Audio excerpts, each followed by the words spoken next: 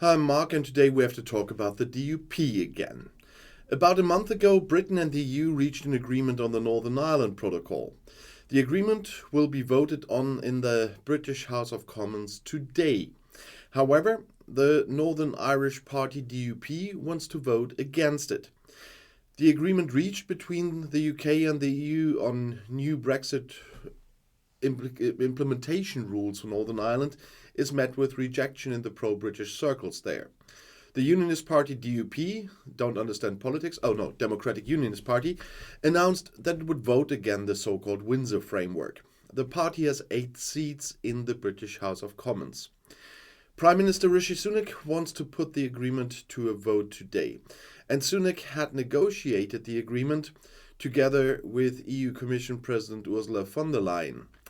It is intended to end a years-long dispute and ease trade between Northern Ireland and the rest of the UK. Even without the DUP, a majority in Parliament is very likely because the opposition Labour Party has announced approval. However, the DUP position could encourage skeptics in Sunak's Conservative Party to vote against the deal, and we already heard that the ERG is angry because it's only the Stormont break they're voting on. The Northern Ireland Protocol, which was originally negotiated with the Brexit exit agreement, had previously sparked a lot of protest on the part of the Unionists. The protocol provides for a customs border between the UK and the EU in the Irish Sea, and this is intended to prevent border checks between Northern Ireland and EU member Ireland, and also to prevent old conflicts from flaring up again.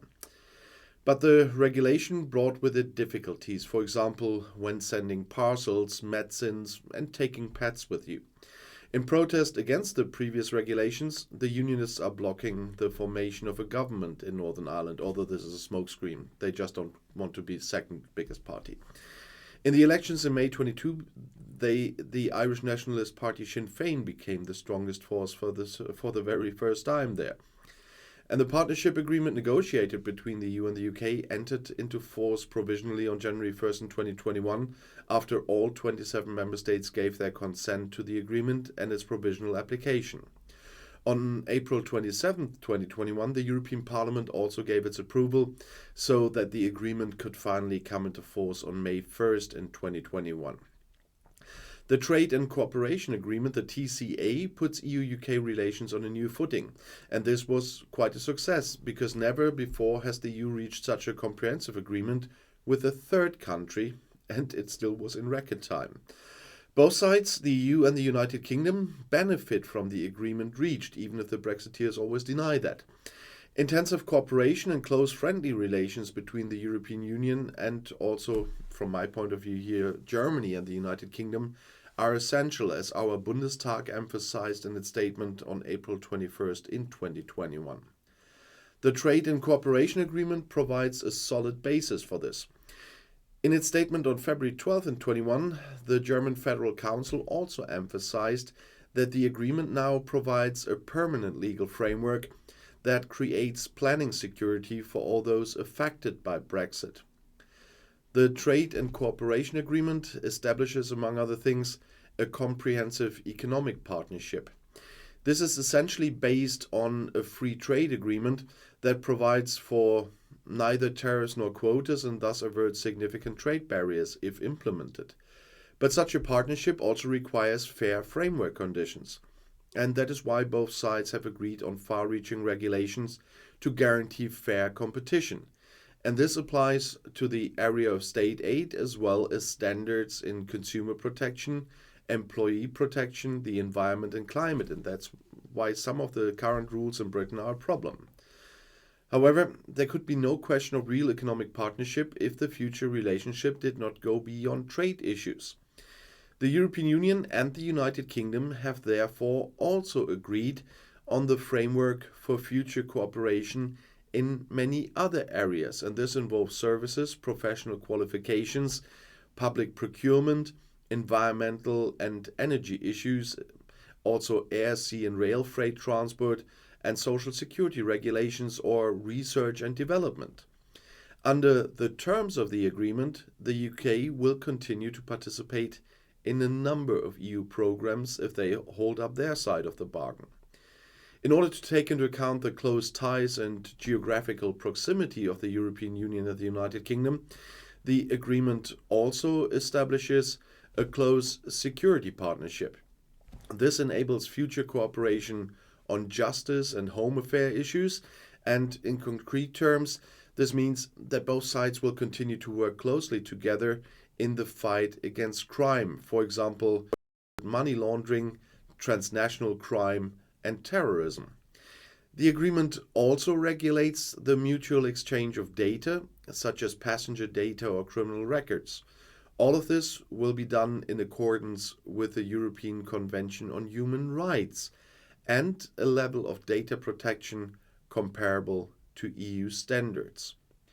When the United Kingdom left the European Union on February 1st in 2020, the exit agreement previously negotiated between the EU and the United Kingdom came into force.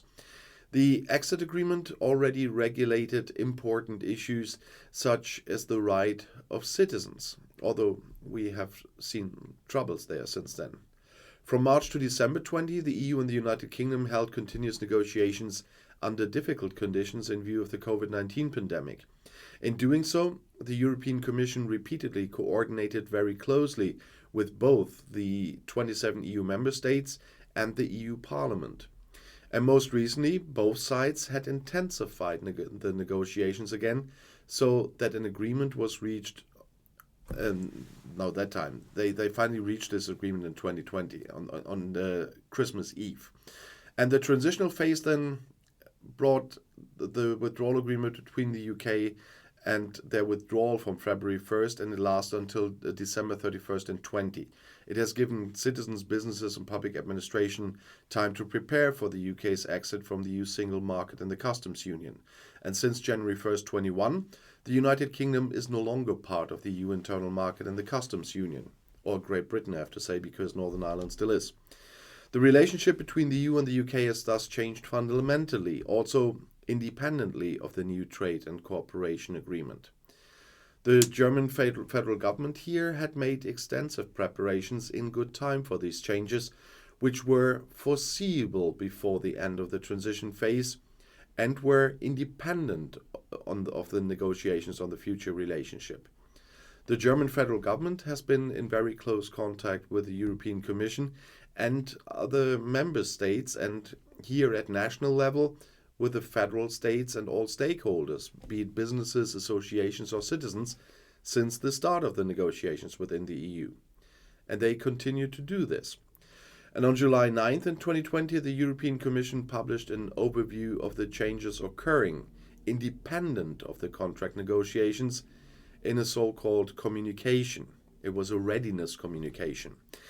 Detailed information on the individual changes, for example, for travel, customs regulations, data protection, industrial products, chemicals, and so on, can be found in the almost 100 sector-specific preparatory communications to stakeholders and were intended to support public administration, companies, and citizens in adapting to the changes. And I come later to this, why that this hasn't happened that much in the UK.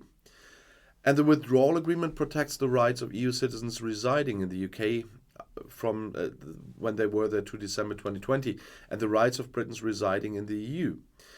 They can continue to live, work, study and benefit from social security in the UK or the EU. And these rights derive from the withdrawal agreement. The resulting regulatory mandates are implemented through national legislation and measures. And here in Germany, on November 24th in 2020, the law on the current adaptation of the Freedom of Movement Act of the EU and other regulations to union law came into force, which takes into account the status rights of Britons and their family members who are entitled to freedom of movement under the withdrawal agreement. If you want to know more specifics, you can go to the EU or the Federal Ministry of the Interior and you will find details there. The United Kingdom has not had a say in the EU institutions since leaving on February 1st in 2020. Since then, British citizens have also been excluded from participating in European citizens' initiatives and no longer have the right to vote or stand as a candidate in local elections and elections to the European Parliament. With the Windsor Framework Agreement now, the EU Commission and the British government have agreed on a compromise.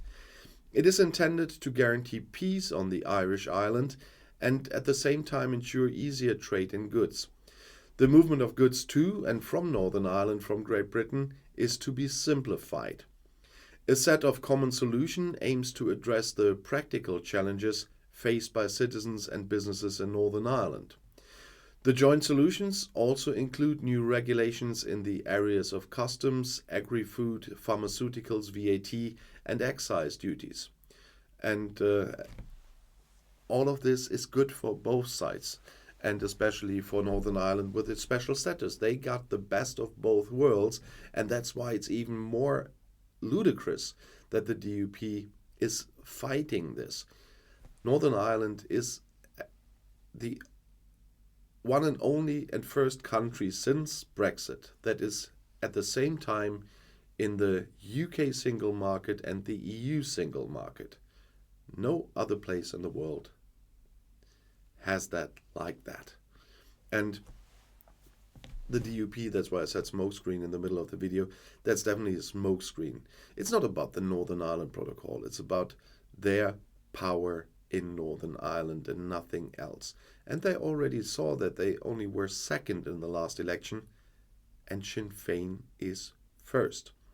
But Brexit will continue to be their scapegoat in the form that the evil EU is doing that because of Brexit.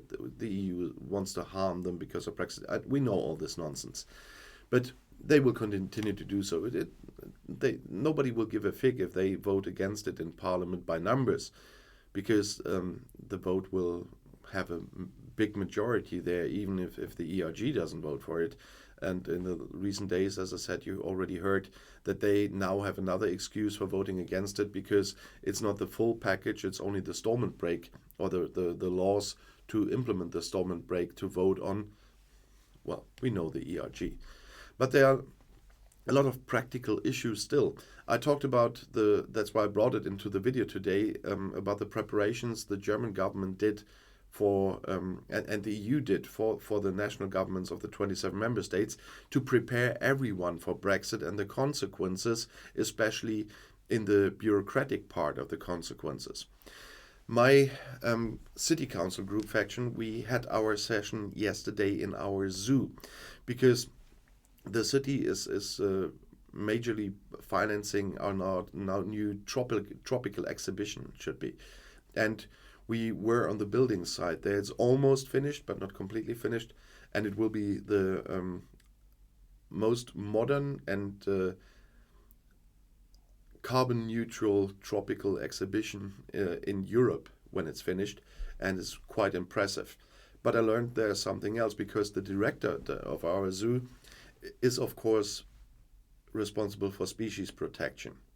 And I talked to her about Brexit in this case, because she could give me examples from everyday life how difficult it is now for continental European zoos to work together with British zoos. She told me that it is a nightmare to exchange animals with Britain now, because in Britain, she was talking about a special case about a orangutan that they had to bring to our zoo here in Münster. And she told me that nobody in the UK knew what to do, what paperwork, whatever. They were not prepared.